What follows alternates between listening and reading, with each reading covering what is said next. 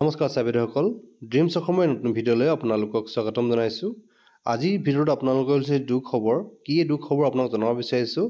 অহা বছৰলৈও লাভ নকৰে কেন্দ্ৰীয় চৰকাৰ আৰু ৰাজ্যিক কৰ্মচাৰীয়ে বৰ্ধিত বেতন। যিহেতু প্ৰচলিত নীতি অনুসৰি 2026 বৰ্ষৰ 1 জানুৱাৰীৰ পৰাই কেন্দ্ৰীয় চৰকাৰৰ কৰ্মচাৰীৰ বাবে কাৰ্যকৰী হ'ব লাগিছিল অষ্টম দৰমহা আয়োগৰ নিৰ্ধাৰিত বেতন। কিন্তু নৰেন্দ্ৰ মোদী চৰকাৰে কৌশলগতভাৱে বিষয়টো তল পেলাই ৰাখিলে আৰু এতিয়ালৈকে যিহেতু অষ্টম দৰমহা আয়োগৰ যিসমূহ কমিটি গঠন কৰি দিছিলে তেওঁলোকে কামেই আৰম্ভ কৰা নাই। আপোনালোকক জনাব বিচাৰিছোঁ কি কাৰণে কাম আৰম্ভ কৰিব পৰা নাই, আপোনালোকক সবিশেষ জনাব বিচাৰিছোঁ। চাবলৈকে ভিডিঅ'টো শেষলৈকে চাই যাব। আৰু যিসকল চাইবেদে চেনেলটো নতুনকৈ চাই আছে কাইণ্ডলি চেনেলটো ছাবস্ক্ৰাইব কৰিবলৈ নাপাহৰিব।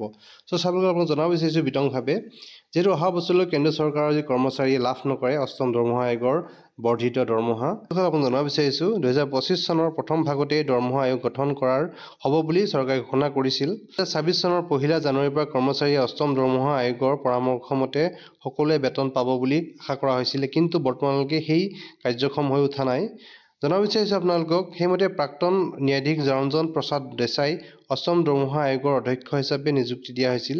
পিছে আয়োগৰ গঠন কৰিলেহে কিন্তু কাম আজিলৈকে আৰম্ভ হোৱা নাই, যাৰ ফলত 1 জানুৱাৰীৰ পৰা কৰ্মচাৰীয়ে অষ্টম দৰমহা আয়োগৰ নিৰ্ধাৰিত বেতন নোপোৱাটো নিশ্চিত হৈ পৰিছে।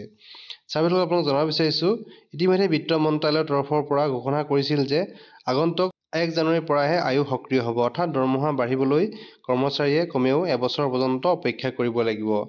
আয়োগে প্ৰতিবেদন দাখিল কৰাৰ পৰা আয়োগৰ পৰামৰ্শাৱলী কাৰ্যকৰী কৰিবলৈ সময় লাগিব 18 মাহ। গতিকে 2027 চনৰ জুনৰ মাহৰ পৰাহে অষ্টম দৰমহা আয়োগৰ নিৰ্ধাৰিত যি বেতন সেইমতে লাভ কৰিব কৰ্মচাৰীসকলে।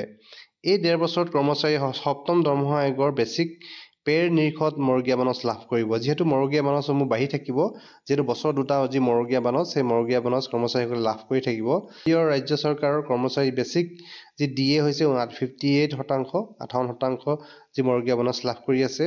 জানুৱাৰীত যদিহে আপোনালোকৰ 2 বা 3% বা 4% যদি লাভ কৰে তেতিয়াহ'লে আপোনালোকৰ এই যি DA 61 অথবা 62% বৃদ্ধি হ'ব।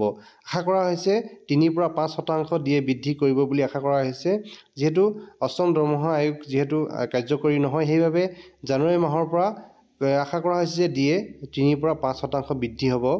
সেই হিচাপে আগন্তুক 1.5 বছৰত সপ্তম দৰমহা আয়োগৰ গাঁথনি নিৰ্ধাৰণতেই কৰ্মচাৰীয়ে DA লাভ কৰিব বুলি বিত্ত মন্ত্ৰালয়ৰ তৰফৰ পৰা ইতিমধ্যে জনাইছে।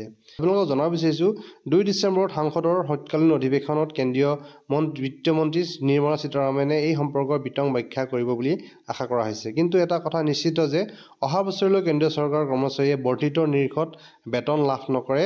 অষ্টম দৰমহা আয়োগৰ কেন্দ্ৰীয় কৰ্মচাৰীৰ বেতন 34% বৃদ্ধি কৰাৰ সম্ভাৱনা আছে। কিন্তু যোৱাবাৰ যি সপ্তম দৰমহা আয়োগৰ বৃদ্ধি হৈছিলে কৰ্মচাৰীৰ বেতন 50% বৃদ্ধি কৰা হৈছিলে। এইবেলি দৰমহা বৃদ্ধিৰ নিৰিখ হ্ৰাস কৰিলেও কেন্দ্ৰীয় চৰকাৰে কাম পিছুৱাই আছে। গতিকে কেন্দ্ৰীয় চৰকাৰৰ যি কৰ্মচাৰী আছে লগতে যি পেঞ্চনাৰসকল আছে এই যি বৰ্ধিত দৰমহা পোৱাৰ কোনো সম্ভাৱনা নাই 2026 বৰ্ষত।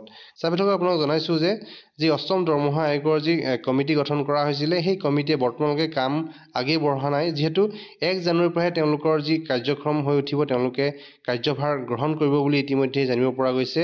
সেয়েহে যি অষ্টম দৰমহা আয়োগৰ যিহেতু বৰ্ধিত যি দৰমহা সেই কৰ্মচাৰী কেন্দ্ৰীয় চৰকাৰৰ যি কৰ্মচাৰীসকল আছে তেওঁলোকে 2027 চনৰ জুন জুলাই মাহৰ পৰাহে লাভ কৰিব বুলি আশা কৰিব পাৰি। ভিডিঅ'টো আপোনালোক যথেষ্ট উপকৃত কৰিব। ভিডিঅ'ত ইমানখিনি আছিলে।